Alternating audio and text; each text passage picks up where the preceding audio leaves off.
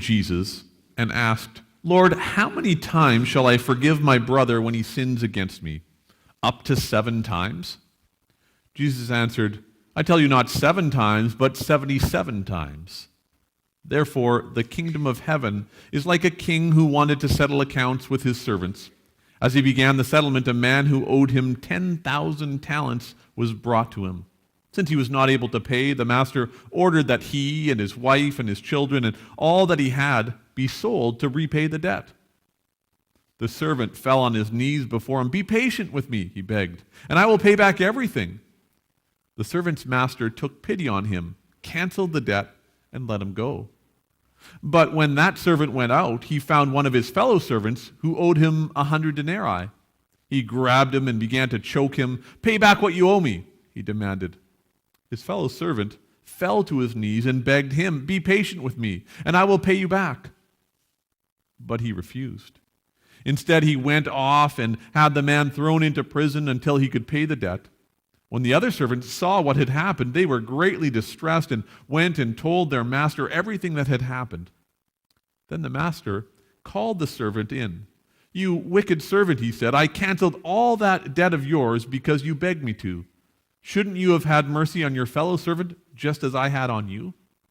In anger, his master turned him over to the jailers to be tortured until he should pay back all he owed. This is how my heavenly Father will treat each of you, unless you forgive your brother from your heart." This is the word of the Lord.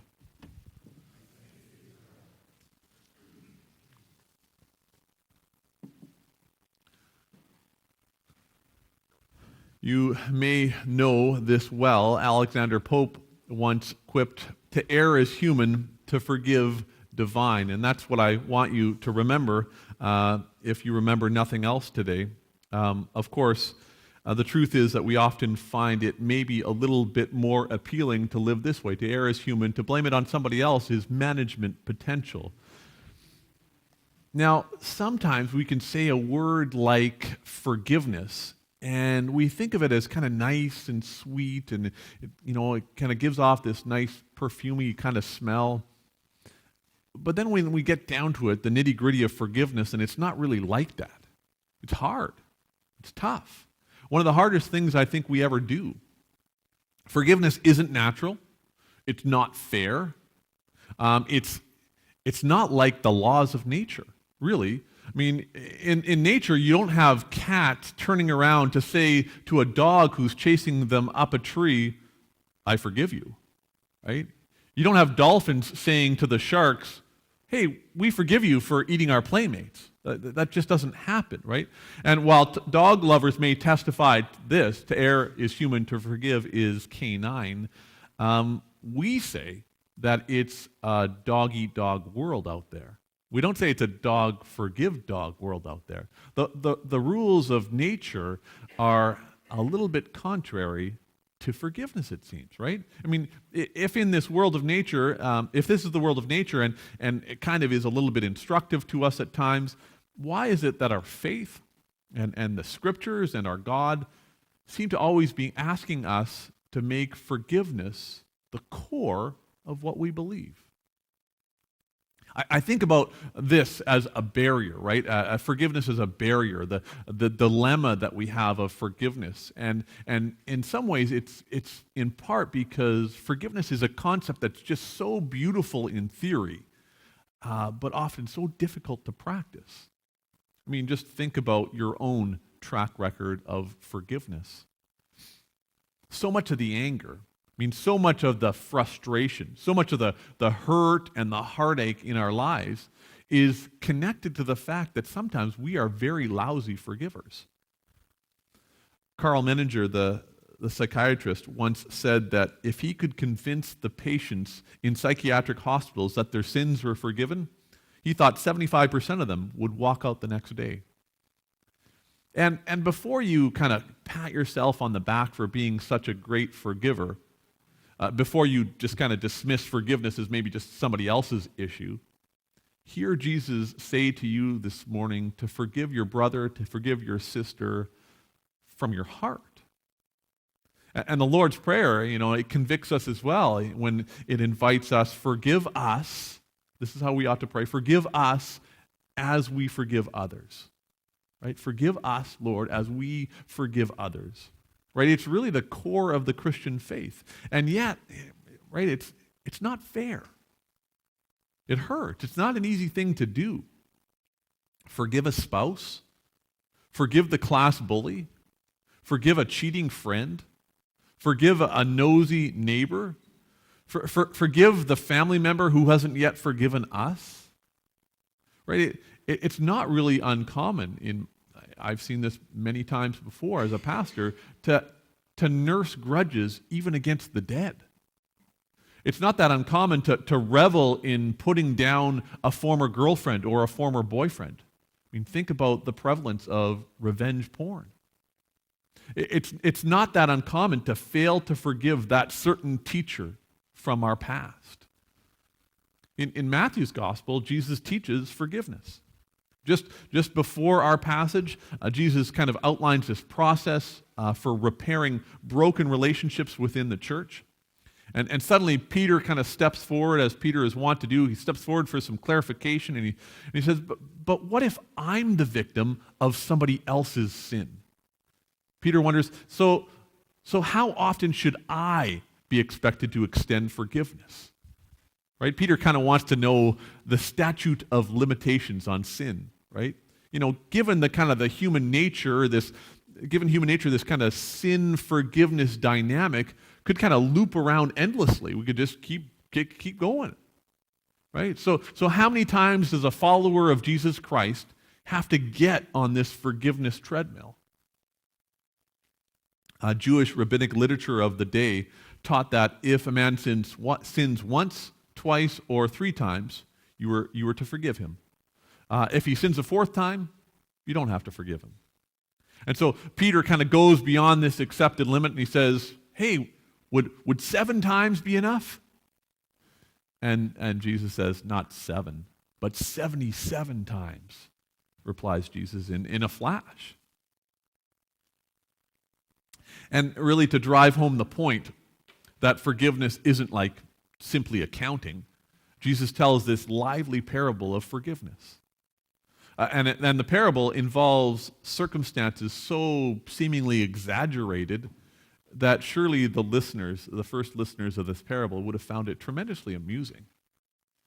It's a ludicrous story that starts with this king who's settling his accounts with these slaves, and he discovers that there's this one who's on the books with a debt of 10,000 talents. In modern parallels, it's like talking about $10 billion, right? On a conventional mortgage, maybe calculated at just 3%, the interest alone would be $300 million a year, right? Jesus' point is that the debt is impossible for the slave to pay. I mean, it's something like our saying that maybe a lowly mailroom clerk owed the richest man in the world, Bill Gates, $1 bazillion. Right? So the king, realizing that repayment's out of the question, attempts to cut his losses, if you will. And so he orders that the slave be sold, the slave's family be sold, and all his worldly goods be sold in order to pay this debt. And then the seemingly laughable story continues. The slave realizes his dire straits. And he falls to his knees and he begs for an extension on the loan. And he says, have patience with me and I will pay you everything. Well, yeah, right. There's just no way that he could ever come up with this amount of money. And maybe the king was amused as well. We're not really able to read that into it. But he responds to this ridiculous request with an even more preposterous answer. He says, I forgive you the debt. Every last penny of it is forgiven, and he sets the slave free. Right? It's a story, an illustration of shocking, extravagant forgiveness, pure and free.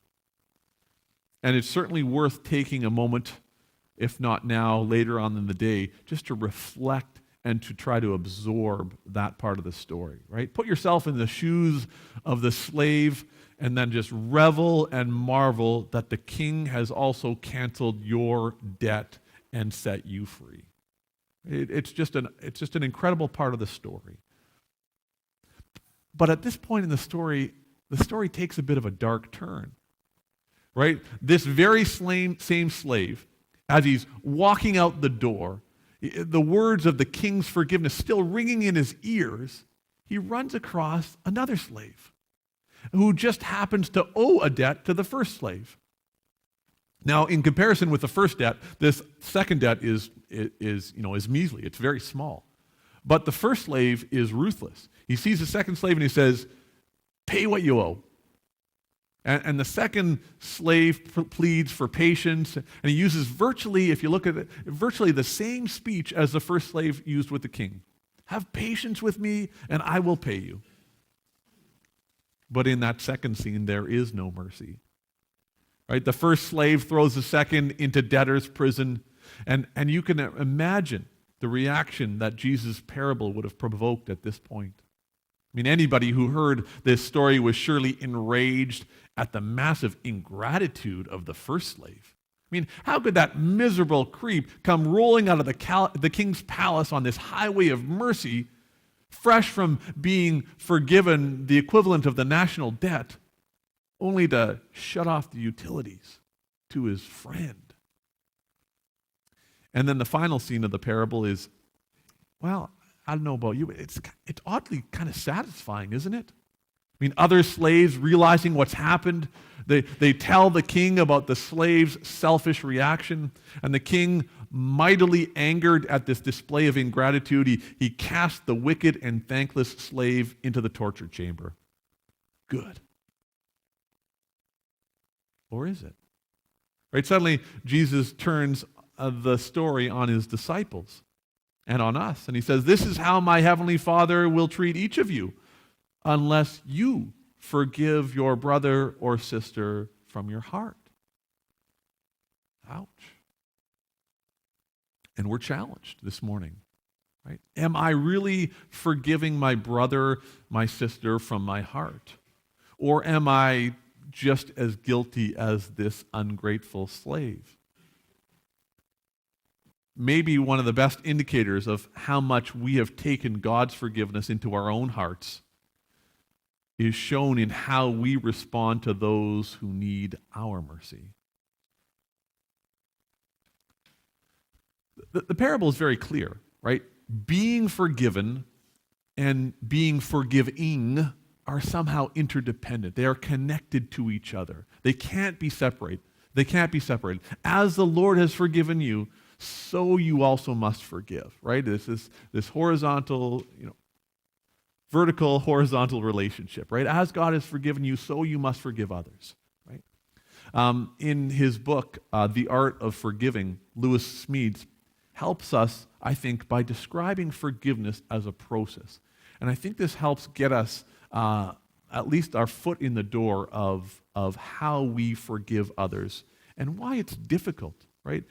There's at least 3 stages in forgiving other people of sins that they've caused against you.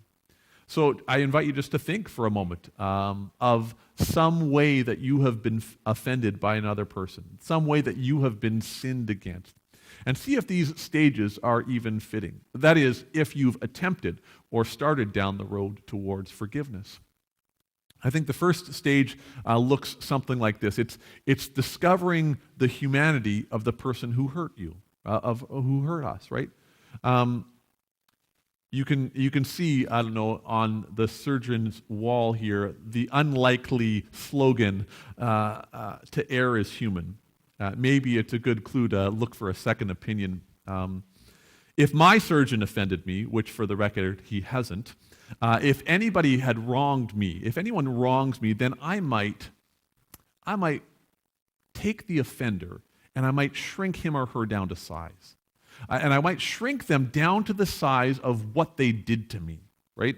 They would become just the wrong that they did to me. So if somebody has done something terribly horrible to me, we say things like, "He is no more than an animal," or "She is nothing but a cheat," right? We basically knock the humanity right out of our enemy. They're no longer this kind of mix of good and evil. They are only and totally the sinner who did us wrong, right? That's kind of where we begin.